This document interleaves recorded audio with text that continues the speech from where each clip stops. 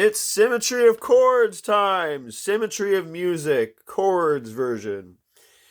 This, which we are looking at, is the diminished scale. The box in question, the one with the green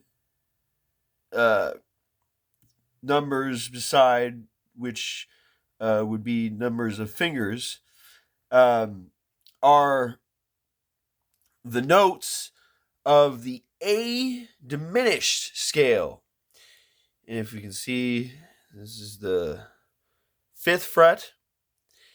And what's cool about the diminished scale, if you didn't know, the really cool thing about symmetry music, or symmetry in music, is that these scales are repeatable from different positions inside the scale.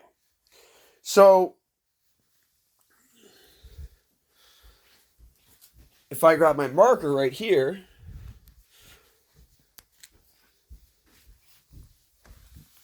we can look at the scale and notice a 1, 3, 4, 1, 2, 4, 1, 3, 4 pattern. If we look at the F sharp, that same pattern is here again. It starts again.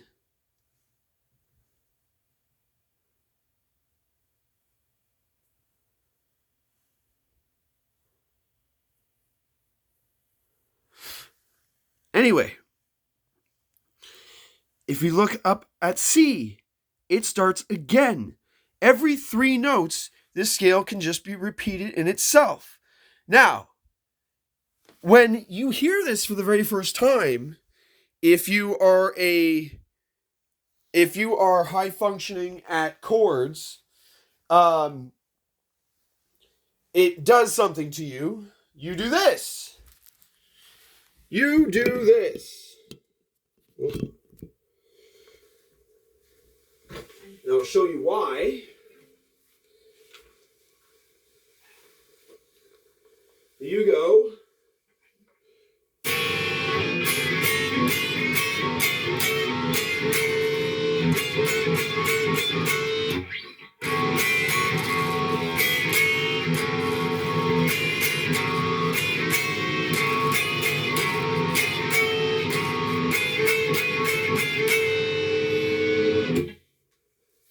And what I just did was I just played all the chords of the diminished scale. All the chords of the diminished scale. And if you looked at my hands,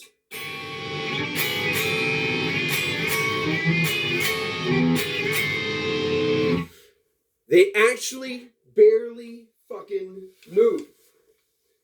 Now I'm going to take the marker again, pick up the camera.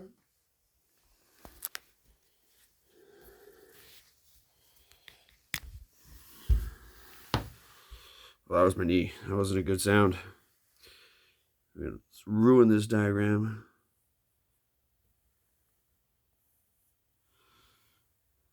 There's one chord there.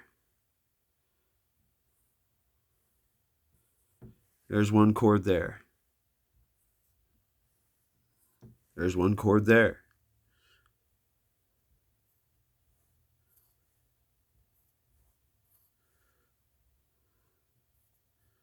And there's a blue. I screwed up. There's supposed to be a blue notch right here and a blue notch right there. I didn't draw that far. I'm sorry. Anyway, we can look at it. It just goes up. We skip a fret, then do 2 diminished chords. 2 diminished chords. You can also actually pull off a diminished flat 7.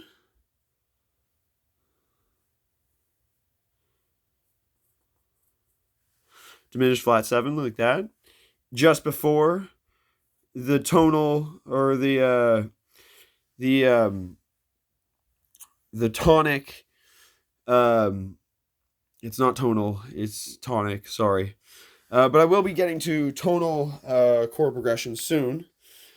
But you can mix up these chords, but the cool thing about the diminished key is that it is one available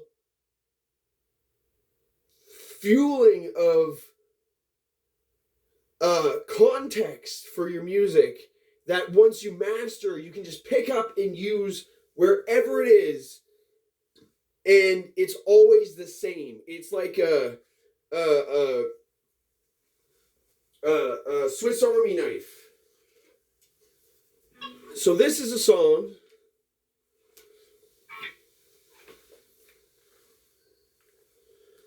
that I use the diminished scale. The chords from the diminished scale. Now, I'll also be talking about changing keys with symmetry, but that's not specifically in this lesson. If it happens, it happens, but that's not specifically in this lesson. This is just about using symmetry with chords. Anyway.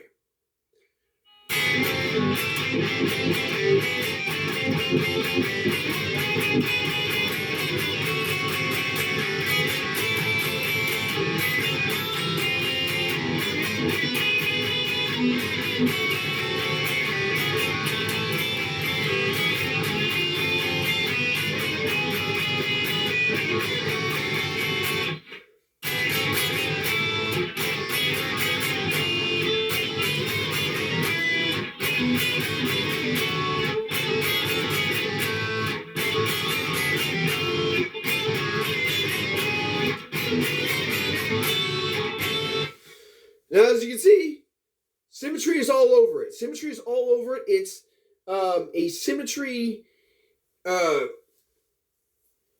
progression overlapping a Fibonacci chord progression. And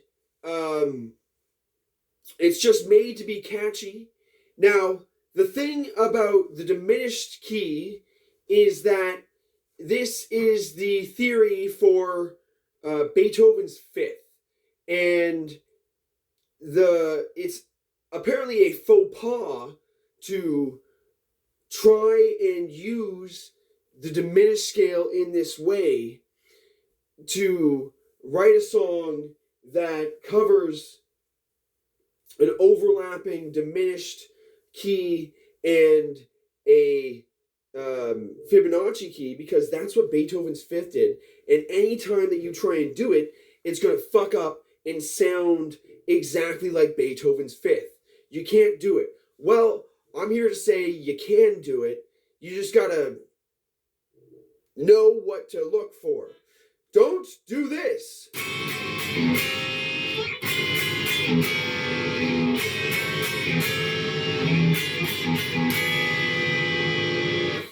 That is bad.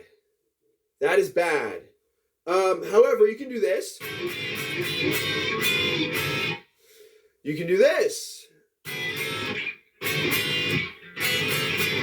I fucked up. Sorry, I haven't played guitar for a very long time. I was locked away in a hospital for a month and a half. It was very bad. It was very bad. But I get back on the horse, slowly but surely. I'm mostly practicing singing for the most part, because I was not able to sing as loudly as I would have liked to in the hospital. Anyway, so you can literally just go up and down the fretboard without moving your hands with just one symmetry scale. And the thing about all the symmetry scales is technically you can do that with all of them. However, the only one that you don't do that very regularly with is the chromatic scale, but you still can. Except the problem with the chromatic scale, using it as symmetry, using it for its symmetry to ease your progressions, it doesn't always sound that good unless you're making clown theory music or circus theory music, which I love and cherish dearly. However, this is not about clown theory music. This is about just regular music. So with the tonal scale, every 2 notes, every second note, you can do the exact same thing, use symmetry over symmetry to make very easy mathematical formulas. Or, anything really. Or you can use a little bit of creativity with it and choose specific voicings for your playing.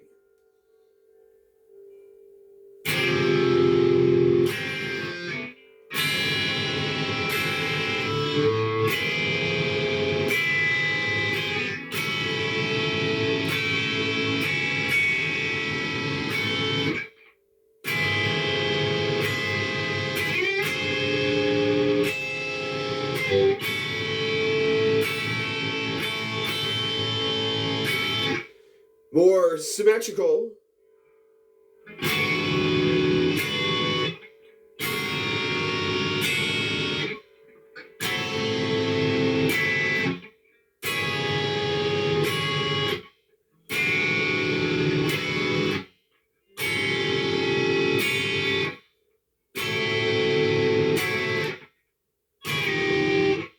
I fucked up. Oh, wow. Okay. One more time.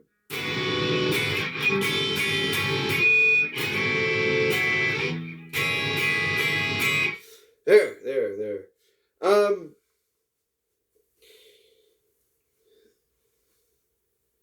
Symmetry with the tonal scale, because there's so many different voicings of chords that end up being tonal chords. The thing about using symmetry with the tonal scale is that you have so many options to choose from. You don't want to use the mathematical nature of the chord progression itself to actually influence your chord progression. You want to pick and choose the sounds as they come up. But you can memorize how they work together. Like, memorize how all the augs work together. Memorize augs on thirds. Augs on thirds, major thirds.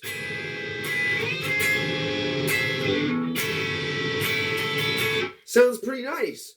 Augs on sixes, or flat sixes, or augs, or whatever. An aug on a sharp 5, or augmented 5th, sound ridiculously good as well.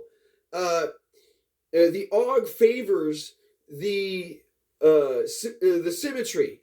Nines sound good just walking up. But nines don't sound that much better when you mix them around with thirds and things.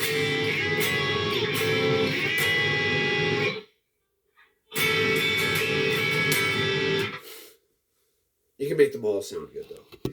But the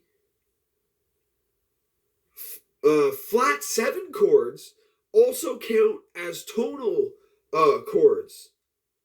Oh, that camera fell. I don't know how long it's been down for, but bring it back up.